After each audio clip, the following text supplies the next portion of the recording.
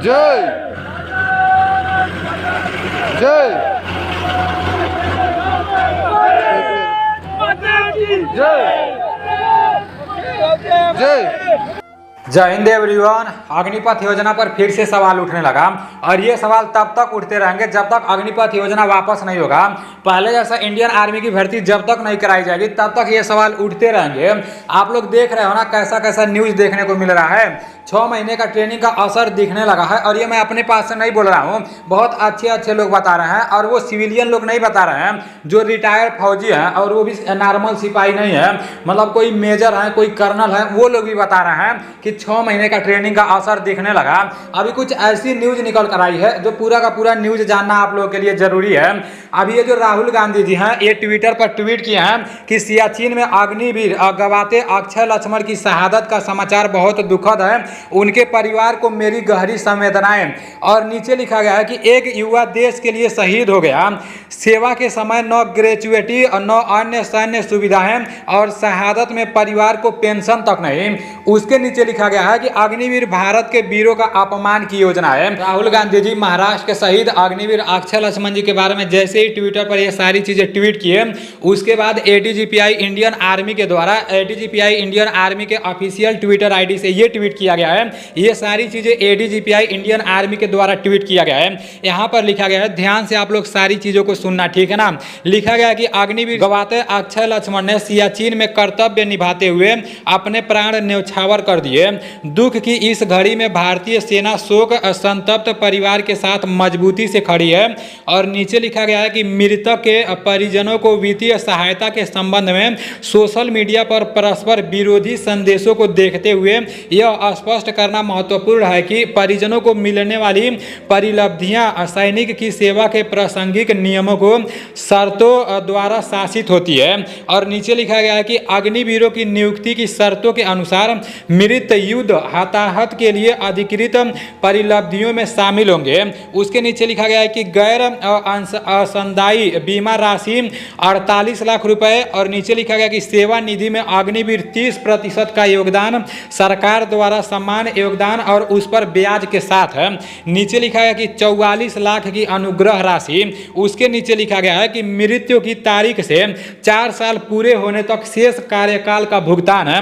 मतलब जिस दिन मृत्यु हुआ है, जिस दिन वो शहीद हुए हैं, मतलब उस दिन से 4 साल, मतलब 4 साल का जो ड्यूटी रहता है उसमें जितना भी सैलरी बनेगा वो वाला वेतन उनके परिवार वालों को दिया जाएगा। सशस्त्र बल युद्ध हताहत कोष से 8 लाख का योगदान मिलेगा। WWE की ओर से तत्काल 30,000 की आर्थिक सहायता मिलेगी। तो टोटल मिलाकर 1 करोड़ 13 लाख रुपए के आसपास में पूरा पैसा हो रहा है। तो इंडिया ये बताया जा रहा है कि इतना पैसा उनके परिवार वालों को मिलेगा। ये सारी चीजें इसलिए बताई जा रही है क्योंकि राहुल गांधी ट्विटर पर ट्वीट किए थे कि मतलब उनके परिवार वालों को जैसे पेंशन नहीं मिलेगा, वो सारी चीजें देखकर इंडियन आर्मी के द्वारा ट्विटर पर यह ट्वीट किया गया है। और जो शहीद अग्निवीर अक्षय लक्ष्मण जी है उनके शहीद शव को उनके गांव एक बारात के जैसा लाया गया है। जिस तरह से परमानेंट वाले फौजी का शव आता है ना, सेम उस तरह से लाया गया है। रिटायर्ड मेजर नवदीप सिंह ने अपने ट्विटर पर ये लिखे हैं कि बाकी सभी सेवाओं में किसी ऑपरेशनल एरिया में मृत्यु के बाद परिवार को अंतिम वेतन के बराबर पारिवारिक पेंशन और आजीवन सेवा लाभ मिलते हैं। अग्निवीर के मामले में ऐसा कुछ भी नहीं है। Air Vice Marshal retired Manmohan Bahadur अपने ट्विटर पर ट्वीट करके ये बता रहे हैं कि ये जो शहीद अग्निवीर अक्षय लक्ष्मण जी हैं, अगर इनके जगह एक परमानेंट फौजी शहीद हुए होते तो उनको क्या क्या लाभ मिलता। ये बता रहे हैं कि अगर सियाचिन में लक्ष्मण के साथ अगर रेगुलर जवान की मौत हो जाती तो उनके परिवार को इसी टास्क, इसी जोखिम और इसी सेवा सभी लाभ मिलते। मेजर सिंह ने आगे कहा, एक अस्थायी ट्रेनी सिविल कर्मचारी की मौत भले ही छुट्टी पर रहते नशे में दुर्घटना या आत्महत्या से हो, उसके घर वाले पारिवारिक पेंशन के हकदार होंगे, लेकिन सियाचिन में हताहत इस अग्निवीर का परिवार नहीं। अग्निपथ योजना जब लागू हुआ था तो शुरू में बताया गया था कि ट्रायल के रूप में ये अग्निपथ योजना लागू हो रहा है, लेकिन ये सफल नहीं हो पाएगा। आप लोग तो देख ही रहे हो सारा का सारा मैटर। अभी सुबह में मैं इसके ऊपर एक वीडियो बनाकर अपलोड किया था। ये बात शायद किसी किसी को नहीं पता होगा। जैसे जितने लोग भी अग्निवीर में भर्ती होकर अपना ट्रेनिंग फाइनल करके ड्यूटी में जा रहे हैं ना, तो जो लोग जम्मू कश्मीर, लद्दाख और सियाचिन ग्लेशियर जा रहे हैं उन लोग का सैलरी बढ़ जा रहा है। वैसे तो अग्निवीरों का सैलरी 21,000 रुपया है, लेकिन जो लोग पहाड़ी क्षेत्र में में जा रहे हैं, खतरनाक इलाके में जा रहे हैं, तो उन लोगों का सैलरी 21,000 से सीधे 40,000 45,000 हो जा रहा है। तो जितने भी अग्निवीर वाले भाई है ना, वो लोग मतलब उतना दुखी नहीं हो रहे हैं, क्योंकि मैं अपने पास से नहीं बता रहा हूँ। एक दो लोगों से मैं बात भी किया था, तो वो लोग बोल रहे थे कि हमारा सैलरी यहाँ पर आने पर बढ़ गया। और एक भाई साहब कमेंट किए थे, जैसे मैं वीडियो बनाया था तो उस वीडियो में मैं बोला था कि भाई जितने लोग भी अग्निवीर में भर्ती हो रहे हैं तो सिर्फ 6 महीना ट्रेनिंग करा के उन लोगों को सियाचिन ग्लेशियर में ना भेजा जाए, जम्मू कश्मीर में ना भेजा जाए, लद्दाख में ना भेजा जाए, क्योंकि उन लोगों के पास कोई एक्सपीरियंस नहीं है। वो लोग उतना खतरनाक इलाके में जाएंगे तो उधर कुछ ना कुछ मिस्टेक हो सकता है। जो परमानेंट वाले फौजी है ना, उन लोगों का ड्यूटी वहां पर रहना चाहिए।